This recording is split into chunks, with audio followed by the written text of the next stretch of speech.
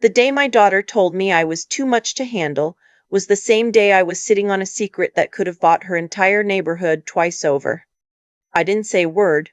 I just nodded, told her I understood, and went back to the small guest room at the end of the hall, the one with the window that faced the brick wall of the neighbor's garage. I sat on the edge of the bed and I thought about the envelope sitting in my safety deposit box at the bank downtown, the one I hadn't told a single soul about. Let me start from the beginning because none of this makes sense without it. My name is Eleanor. I'm 68 years old. I spent 31 years as a school nurse in a public middle school in Columbus, Ohio.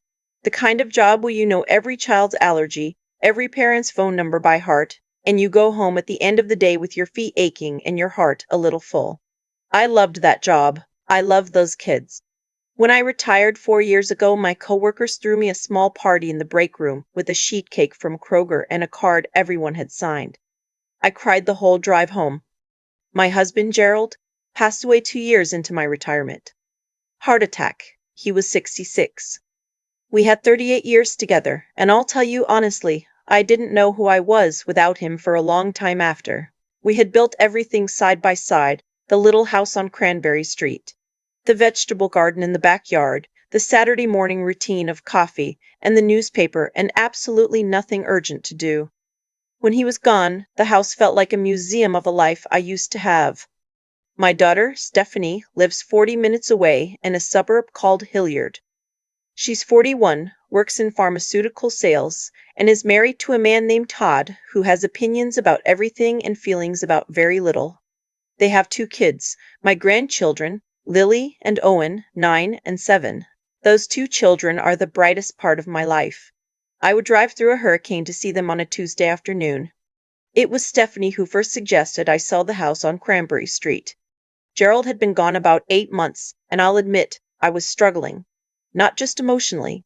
The furnace needed replacing. The roof had a section that had been patched twice and needed to be done properly. Property taxes had gone up again. On a fixed income, nurses' pension and Social Security, it was tight. I wasn't drowning, but I was treading water harder than I let on. Stephanie came over one Sunday and walked through the house the way you walk through a place you're already thinking about selling. Opening closets. Peeking into the basement. I made us coffee and tried not to read too much into it. "Mom," she said, sitting down at the kitchen table, "have you thought about what makes sense going forward? Financially, I mean. This house is a lot for one person." I had thought about it, of course I had, but hearing it said out loud, in my own kitchen, felt like something. "I'm managing fine," I said. "You're not sleeping," she said. "You look tired all the time. And Owen told me the last time you babysat you couldn't get the thermostat to work right. It was 60 degrees in here. The thermostat has always been finicky, Mum." And we went back and forth like that for a while, the way mothers and daughters do when they're both being careful not to say the real thing. What Stephanie was actually saying was, "I worry about you alone in this big house." What I heard was, "This house is a problem and so are you." But I was also tired and a little scared, if I'm being honest. So eventually, I said yes.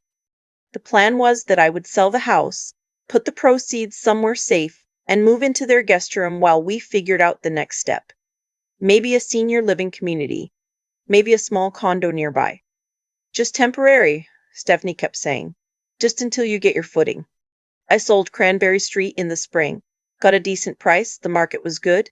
After the mortgage payoff and fees, I walked away with $114,000. It went straight into a CD at my credit union. I didn't touch it. Moving into Stephanie and Todd's house was an adjustment for everyone. The guest room was small and had a daybed that was fine for the occasional overnight guest, but not designed for a 67-year-old woman's back over the long term. I kept my things neat. I didn't leave dishes in the sink. I made myself scarce when Todd came home from work because I could read a room, and Todd's room said he needed to decompress without an audience. I helped where I could. I picked up Lily and Owen from school 2 days a week. I started making dinner on those nights. Nothing fancy, just the kind of food I knew how to cook well. Pot roast, baked ziti, a chicken soup that Owen said was better than the canned kind, which I chose to take as high praise. For a while it felt okay, not comfortable exactly, But okay. Then, somewhere around month 3, it started to shift. Todd began making comments at dinner, small ones, the kind that could be laughed off if you were in the mood to laugh them off. Eleanor, did you use the good olive oil again? Or, I noticed the dryer was running twice today. He never said anything outright, but there was a temperature in the room when he spoke to me, and it was always a few degrees colder than it should have been. Stephanie didn't say anything when it happened. She'd redirect the conversation or start clearing plates early. That, in some ways, was harder than the comments themselves. Then came a Thursday evening in October. I had been in the guest room reading when I heard them in the kitchen. I wasn't trying to listen. The house was quiet and the walls were not particularly thick. Todd's voice, I'm just saying, Steph, it's been almost 5 months. We talked about temporary. Stephanie, quieter, she doesn't have anywhere to go yet. She has money from the house. She could look at those 55-plus communities. Heritage something. The one off 33. A pause.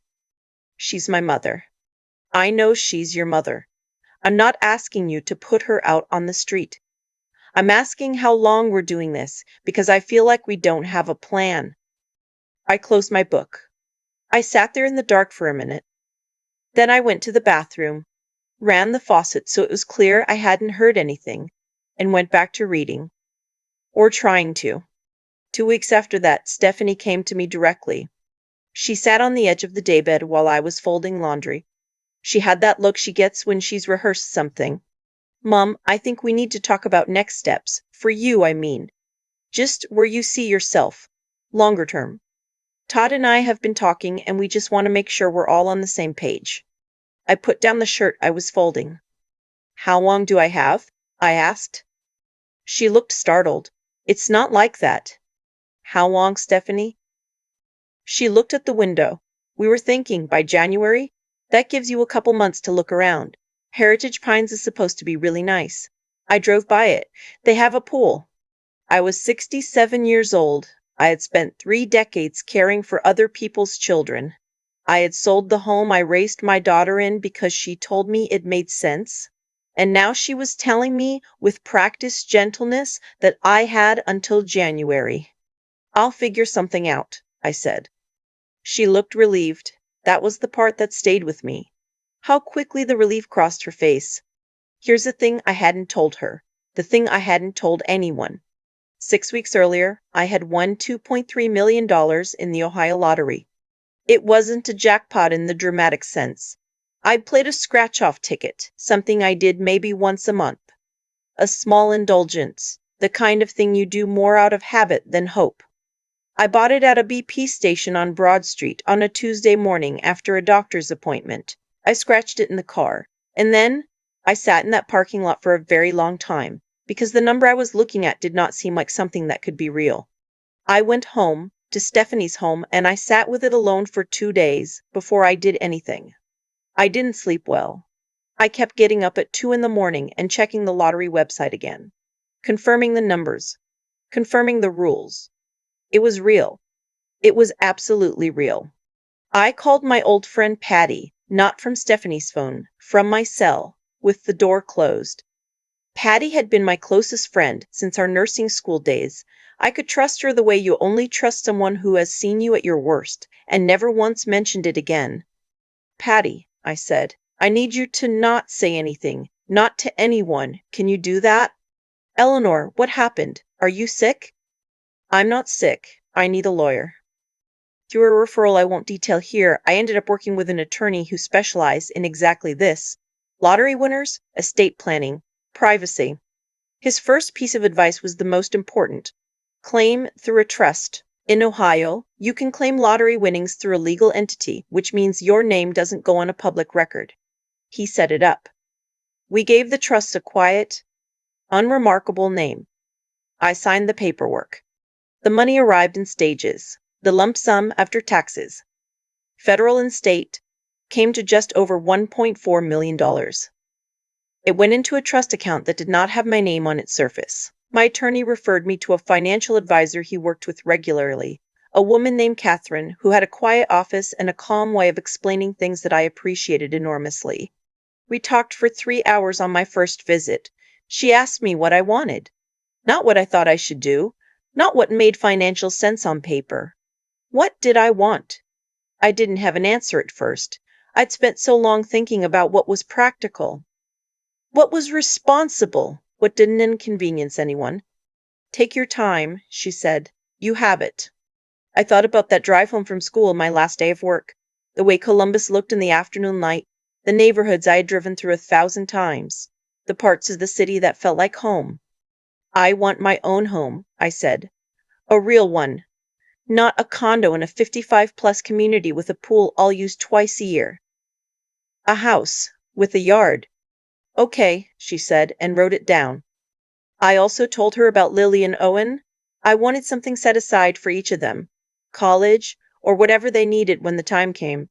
A proper trust, structured well, where the money would be there for them regardless of what happened to anyone else in the equation. Catherine said she'd draft the paperwork.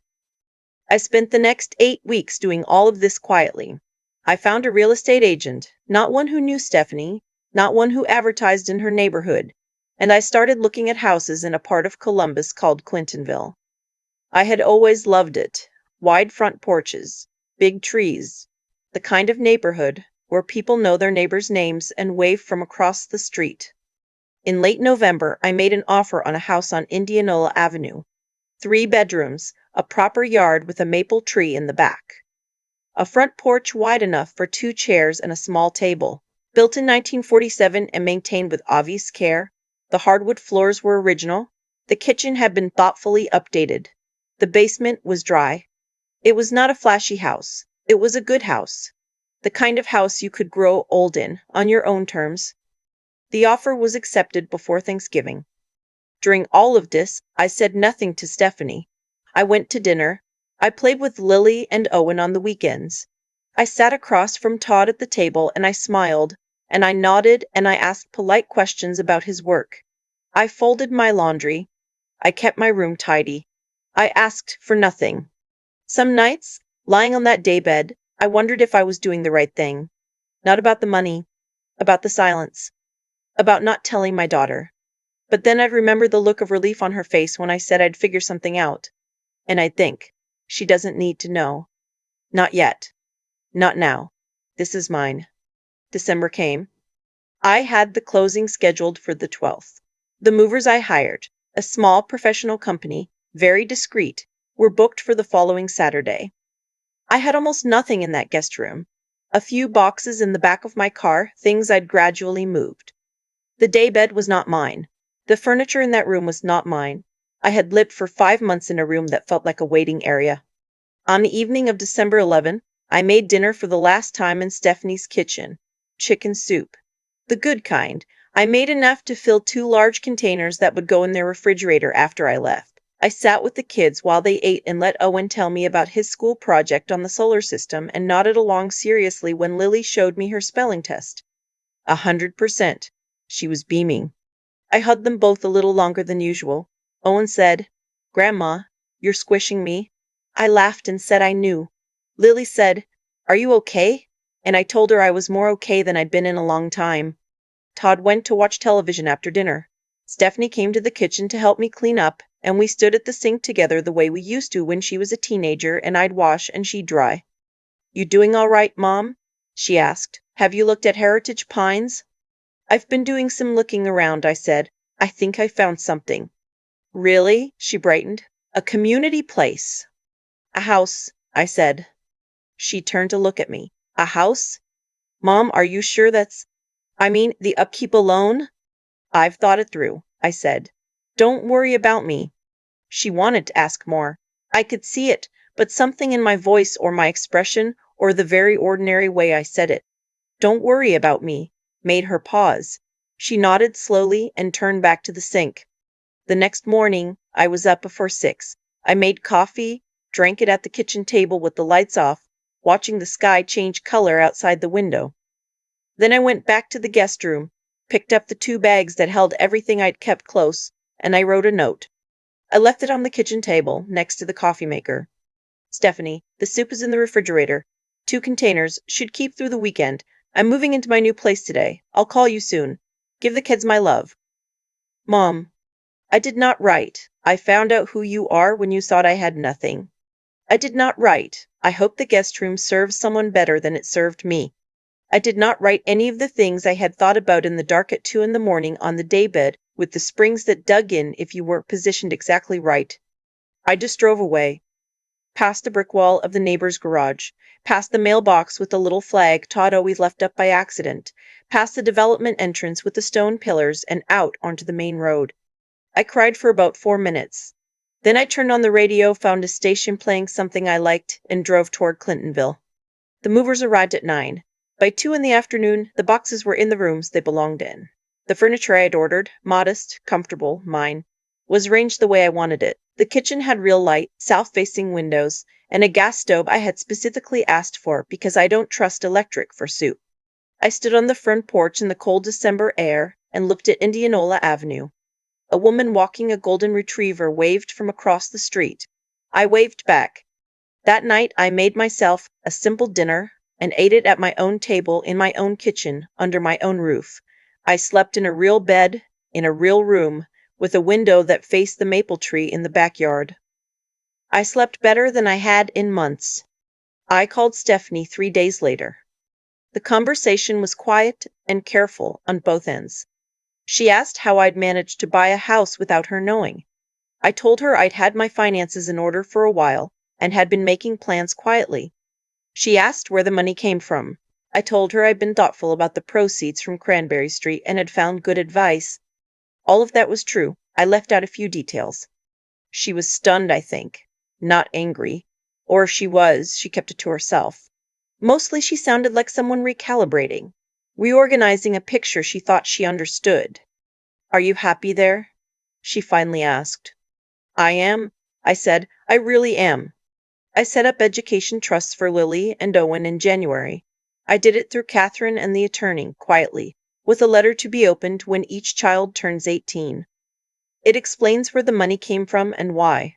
It says that their grandmother loved them without condition and that financial security is something she wanted them to have regardless of anything else. It does not say anything unkind about anyone. There was no point. I also made a donation to the Columbus City Schools Foundation, a nursing scholarship for nursing students who are working their way through school without family money to lean on. I gave it Gerald's name. He would have been embarrassed about it and secretly pleased, which was very much who he was. I'm not writing any of this to make anyone look bad. Stephanie is my daughter and I love her. She was doing what she thought was practical. Todd is a man who values order and I was a disruption to his. I understand all of it. But I also know this. When you have nothing, people make decisions about what you're worth. When I was a 67-year-old widow in a guest room on a fixed income, I was a problem to be solved by January. That's not an accusation. It's just what happened. I think about the Thursday night I heard them in the kitchen. I think about how I went and ran the faucet so they wouldn't know I'd heard. How careful I was. How invisible I tried to make myself. How long I had been doing that in various ways, in various rooms, for a very long time. I'm not invisible now. I have a front porch. I have a maple tree. I have a gas stove and a kitchen with south-facing windows and a neighbor who waves from across the street. I have 2 grandchildren who have something waiting for them when they're ready for it. I have a bed that doesn't have springs that dig into my back. I am 68 years old, and I am, for the first time in a long time, exactly where I decided to be.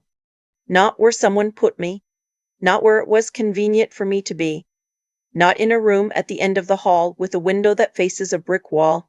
Right here, in a house I chose, in a life that belongs entirely to me. I don't think I'll ever tell Stephanie the full amount. I thought about it and decided there was nothing to be gained. What matters is that it changed what was possible, and I used that possibility exactly the way I wanted to, on my own terms, without asking anyone's permission or explaining myself to anyone's satisfaction. And every morning I stand at my kitchen window with a cup of coffee and watch the light come through those south-facing panes, and I think, this is enough. This is more than enough. This is mine. I think about that Thursday night a lot, standing in the hallway, hearing Todd's voice through the wall, listening to my daughter not quite defend me, running the faucet so they'd think I hadn't heard. How practiced that felt, making myself smaller so no one else would be uncomfortable. That's the thing nobody talks about when they talk about getting older. It's not the aching back or the early mornings or the way grief sits differently in your chest as the years go on. It's the slow, quiet way the world starts to treat you like a problem requiring a solution, and the way you can almost start to believe it yourself. I didn't believe it. Not entirely. Something in me held on. Some stubborn, quiet part that had been taking care of other people's children for 31 years and knew its own worth even when no one in the room was acknowledging it. That part of me is what kept the secret. Not out of spite, out of self-preservation, out of the hard-earned understanding that you don't hand over your leverage before you know whether you need it. That's what I'd call clear-headed living. Not clever, not calculating, just clear. I had been through enough in 68 years to know that the people who love you when you have nothing are different from the people who only show up when the numbers look favorable. I didn't want to find out which kind I was dealing with by announcing $2.3 million at the dinner table. So I did the quiet thing. I found the right attorney. I found the right advisor. I asked the right questions. I did not act on fear or grief or the desperate need to be included. I acted on information and patience, the same things I had relied on in that school nurse's office for 3 decades, when a frightened 12-year-old was sitting across from me and needed someone who was not going to panic. Being wise isn't something that happens to you. It's something you practice day after day in the small moments when no one is watching. When my daughter told me I had until January, I could have fallen apart. Instead, I signed paperwork for a trust and started looking at houses in Clintonville. That choice, the choice to respond rather than react, was the result of a lifetime of practicing that kind of steadiness. And the doing of it, the actual carrying out of those plans across 8 quiet weeks, while I folded laundry and made soup and played with Lily and Owen as though nothing had changed. That took everything I had. It would have been easier to confront, to demand, to make it a scene. It was harder to stay calm, to wait, to let the right moment come without forcing it. That kind of endurance is its own form of strength. The kind that doesn't look impressive from the outside but holds the whole structure up. What happened to me, to Stephanie and Todd, to the guest room, to January, was a direct consequence of how they chose to see me. And what happened next was a direct consequence of how I chose to see myself. Not as a burden, not as someone who had run out of options, as a woman who had spent 68 years building something, and who still had every right to keep building. I set aside money for Lily and Owen because they didn't choose any of this. They just loved their grandmother and let me squeeze them too hard and showed me their spelling tests. They deserve a future that doesn't depend on anyone's good timing or good mood. That felt like the most important thing I could do, not to punish, but to protect the people who'd done nothing wrong. I am not angry at my daughter. I am a little sad sometimes about what that hallway conversation revealed. But I also know that people act from their own fear and their own limitations, and that understanding that is not the same as excusing it. You can see someone clearly and still love them. I do. What I won't do is pretend it didn't happen. And I won't shrink back into a guest room ever again. The maple tree in my backyard is bare now in December. In spring, it will come back. That's not a metaphor. It's just a tree. But I do stand at my kitchen window and look at it some mornings and think, yes, something that was stripped down is growing again, on its own schedule, on its own terms. That's enough. That's everything.